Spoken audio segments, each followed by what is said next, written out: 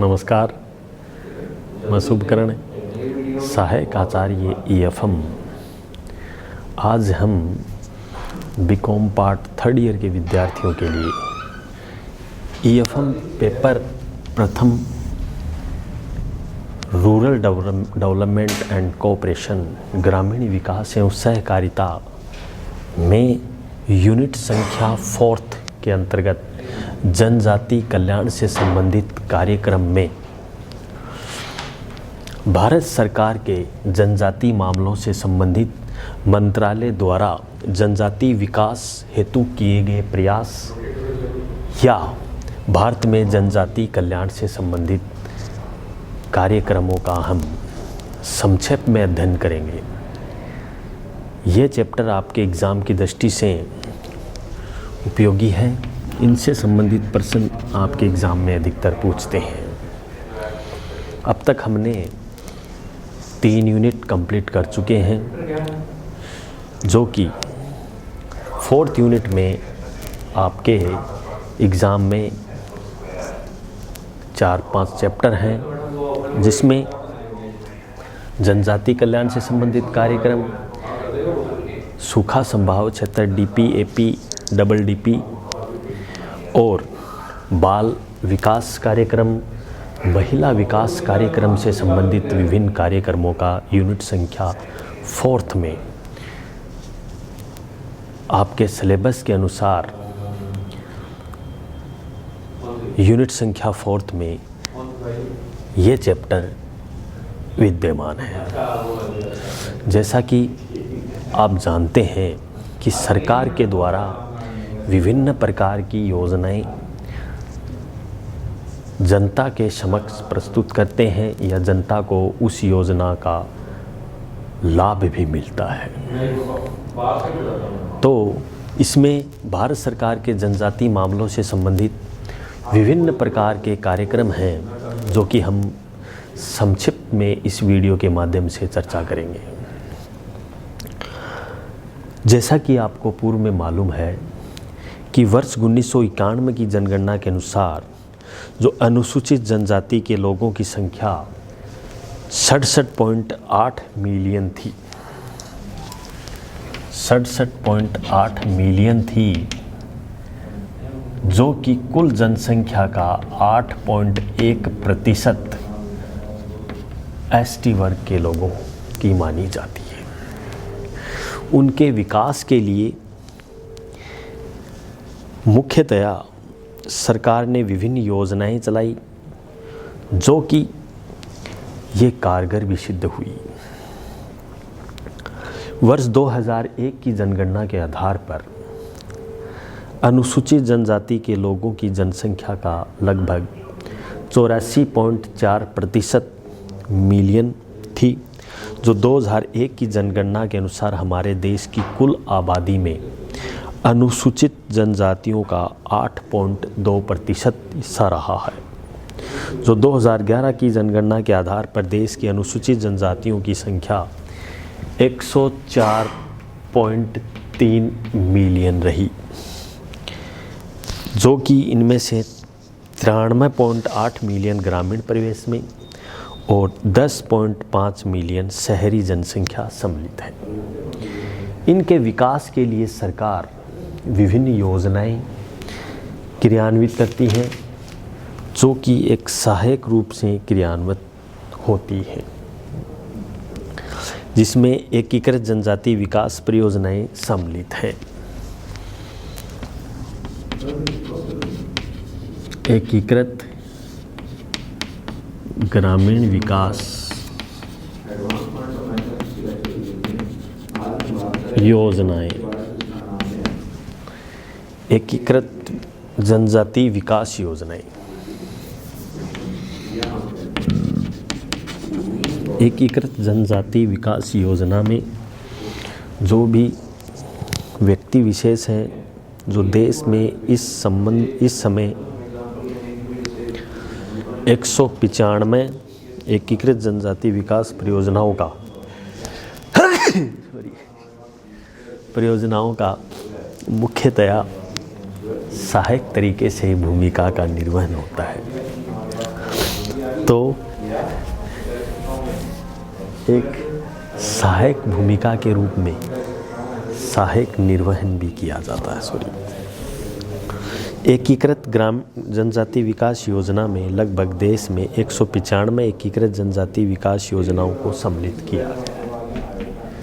इनके सतत विकास के लिए सरकार विभिन्न प्रकार के आयाम भी क्रियान्वित करते हैं, जिसमें माडा के तहत भी विभिन्न योजनाएं सम्मिलित हैं।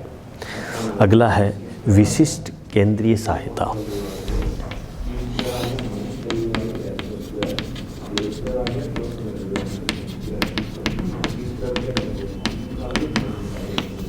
विशिष्ट केंद्रीय सहायता के अंतर्गत मुख्यतया विभिन्न प्रकार के जनजाति मामलों के मंत्रालय द्वारा 81 जनजाति उपयोजना सम्मिलित है।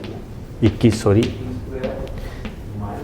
टीएसपी के अंतर्गत 21 जनजातीय या 21 जनजाति उपयोजनाओं को केंद्रीय सहायता दी गई है, जो महत्वपूर्ण रही हैं। सरकार के द्वारा इनकी विभिन्न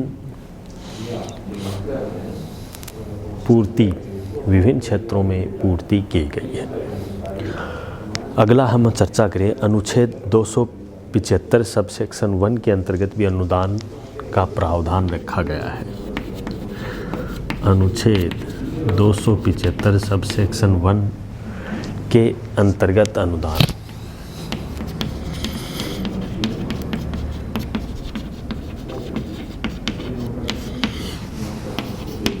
अनुच्छेद 275 सब सेक्शन 1 के अंतर्गत भी अनुदान का प्रावधान रखा गया है, जिसमें जनजाति मामलों का मंत्रालय संविधान के अनुच्छेद 275 सब सेक्शन 1 में प्रथम उपबंध के तहत 21 जनजातीय उपयोजनाओं को शामिल किया गया है, जो कि 4 राज्यों में जनजाति विकास से संबंधित परियोजनाओं को इसमें शामिल भी किया गया है। इसमें मुख्यतया दिसंबर 2016 तक लगभग 355.14 करोड़ रुपए की राशि का भी प्रावधान रखा है।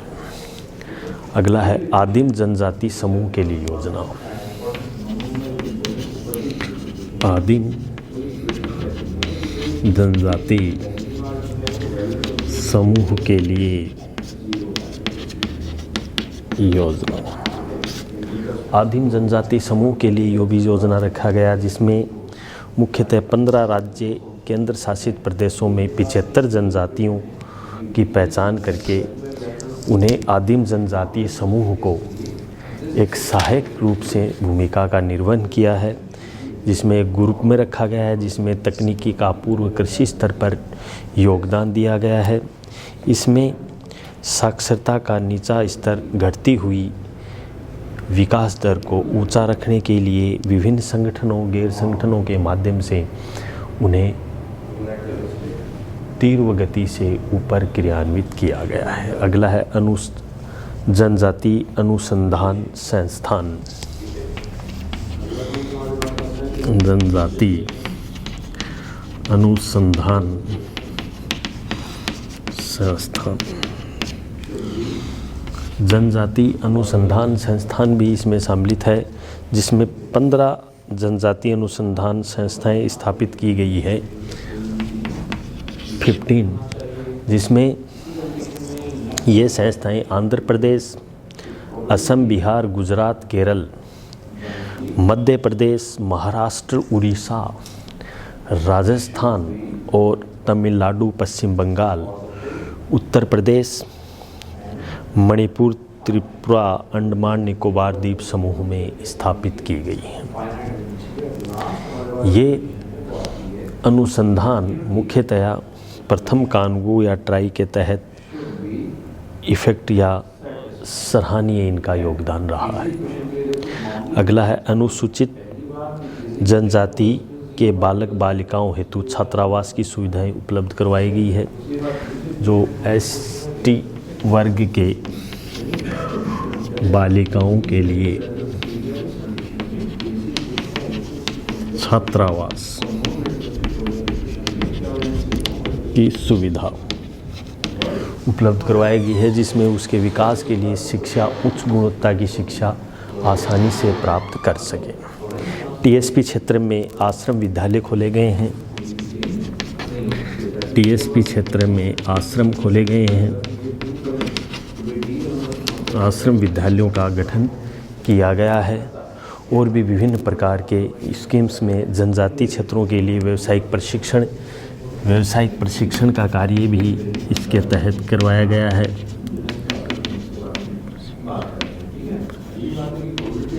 प्रशिक्षण का कार्य भी कराया गया है, जिसमें अच्छी किस्म की या अच्छी क्वालिटी की एजुकेशन उनको दी जाए, जिससे आगे उनका उत्थान हो सके। ये स्कीम 1992-93 में संपूर्ण राज्य में लागू की गई, जिनको रोजगार आसानी से उपलब्ध हो सके। अगला, निम्न साक्षरता क्षेत्रों में बालिका शिक्षा लागू की गई है।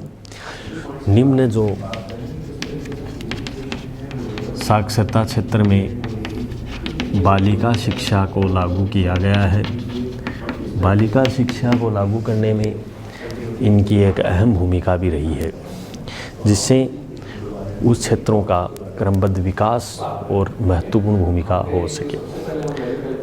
ट्राइफेड, भारतीय जनजाति सहकारी विपणन विकास संघ की गठन किया गया, जिसे हम ट्राइफेड के नाम से भी जानते हैं।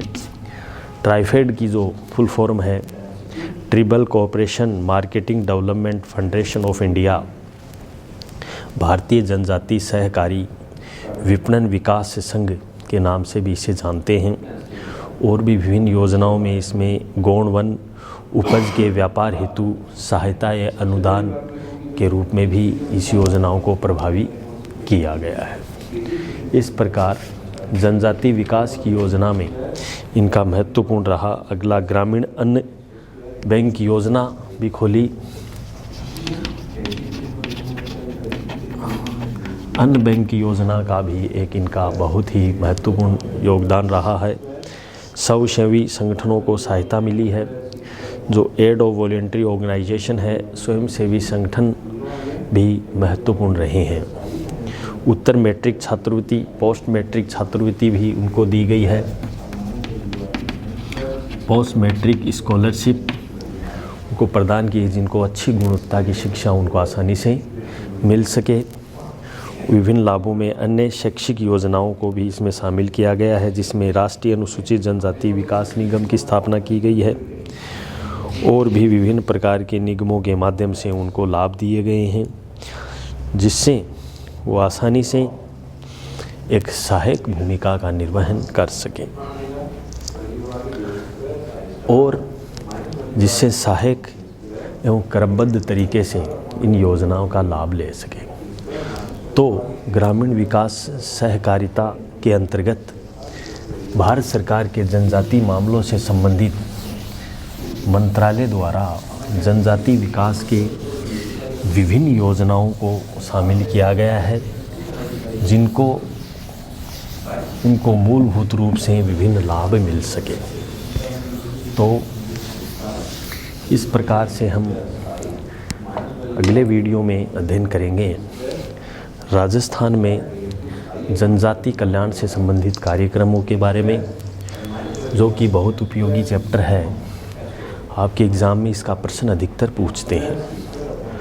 तो जनजाति कल्याण से संबंधित जो कार्यक्रमों के अंतर्गत आते हैं, ये अपना चैप्टर है जनजाति कल्याण से संबंधित। अगले वीडियो में हम पढ़ेंगे राजस्थान में जनजाति कल्याण कार्यक्रम।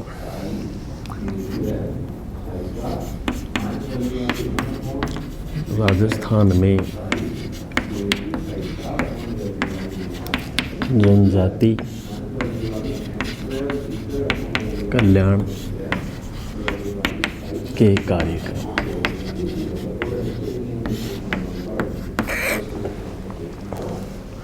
या राजस्थान में जनजाति कल्याण कार्यक्रम बहुत ही उपयोगी एवं इम्पोर्टेंट टॉपिक है। आपके एग्ज़ाम में इसका प्रश्न भी आता है। तो इस प्रकार ये दोनों क्वेश्चन राजस्थान और भारत में जनजाति से संबंधित जो आदिम जनजाति है उनसे संबंधित कौन कौन से कार्यक्रम हैं वो उनकी हम चर्चा करेंगे। बहुत ही बहुत धन्यवाद। Thank you very much.